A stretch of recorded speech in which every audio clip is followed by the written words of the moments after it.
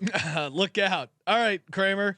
Let's talk a little Sun Belt Conference tournament preview. Some call it the Sun Belt, some call it the Fun Belt. Sean, as you keenly pointed out, is my link not working? As you keenly pointed out yesterday, we were at school sites, home team sites. This time we are traveling. The whole thing is in the Pensacola Center. Shout out to Pensacola, Florida. So everything's a neutral site, all the way down to the finals. Same location. Pretty long time to be in Pensacola. The tourney goes March 5th, Tuesday through Monday, March 11th. So hopefully, I don't know. We'll have to look into what kind of funds. Maybe they have a sky zone or something. Go do a little trampoline things. We got James. We'll go bottom to the top. We got Old Dominion, University of Louisiana Monroe, and Coastal Carolina all coming in at 250 to 1. Georgia Southern at 200 to 1. Texas State 130 to 1. 75 to 1 for Marshall and Georgia State. The Jags of South Alabama, which again, those who sent me videos of cheetahs being eaten by crocs, fine. They're punk ass bitches in the cat world. Jaguars are stone cold killers. South Alabama 45 to 1. Southern Miss 35 to 1. Arkansas State and Louisiana, the Raging Cajuns 10 to 1. Troy 650. App State plus 210 and JMU plus 135. JMU eligible to get into the big dance? Yes, they are. Okay, good.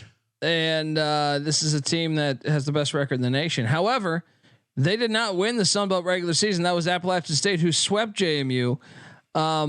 So surprising that JMU's odds are better than Apps, because if they run into each other, Apps kind of fucked them up. They would meet in the championship. They don't reseed. But here's what's sneaky. They essentially do a double bye system. So for the Sun Belt, I loaded up on App and I took a shot on Troy. The main reason why I took a shot on Troy is they never played James Madison in the regular season, and they beat Appalachian State this year. So there's some decent value on Troy. I don't want anything to do with the Arkansas State one. We just saw App State beat them by 25 the other night. If I was going to take a long shot, it would be the Raging Cajuns, just because they have about 4 or 5 guys that can score. They won last year, and they played close games against I think it was App and JMU there. So the Raging Cajuns have about. I think if you're going to take anything other than Troy or App or JMU, you take a shot on Louisiana. I don't think anyone else can win, and that's something that's different. The Sun Belt historically, like you have your 7 seeds and stuff win this tournament.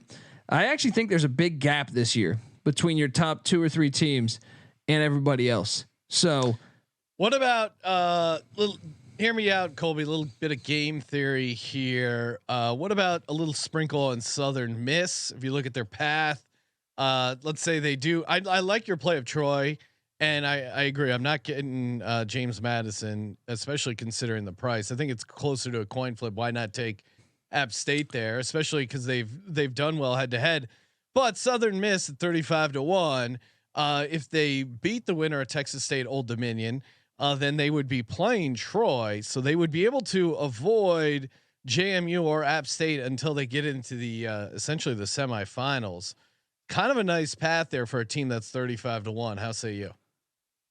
No, I'm not on Southern Miss. Really? I know they got that Brett Favre blood money, but down the stretch they have been awful. They have Andre Curbelo, and I don't even know what's happened with his scenario there with the team.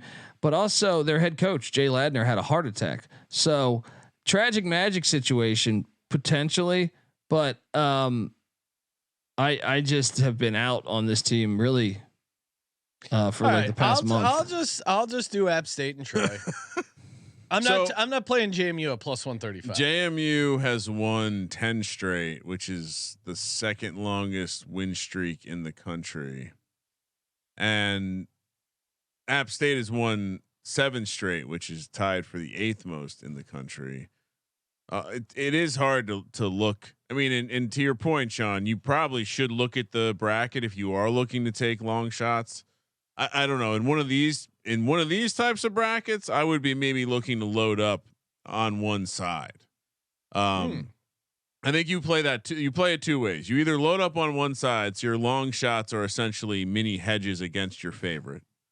So in the case of James Madison, especially very heavy favorite, you sprinkle them with some of the long shots, and hopefully if you miss, that was kind of my thoughts on playing Troy and Southern Miss. The idea being one of them is probably going to be in the mix there against JMU in the semis, but Colby's talking me out of Southern Miss, which means Southern Miss is going to win.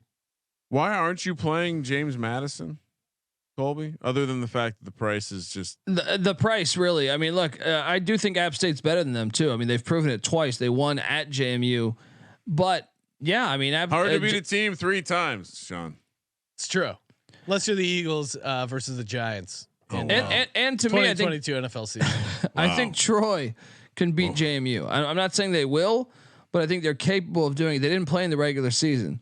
So that could be an interesting game to watch if Troy gets there to take on the Dukes. But yeah, I mean, look, there's still value. JMU, it wouldn't shock me if they won the Sun Belt because they're 28-3. Yeah, I think it's. I did it yesterday with the ASUN. It's hard for me to not take James Madison here. Beating a team for the third straight time. The price is telling you everything you need to know.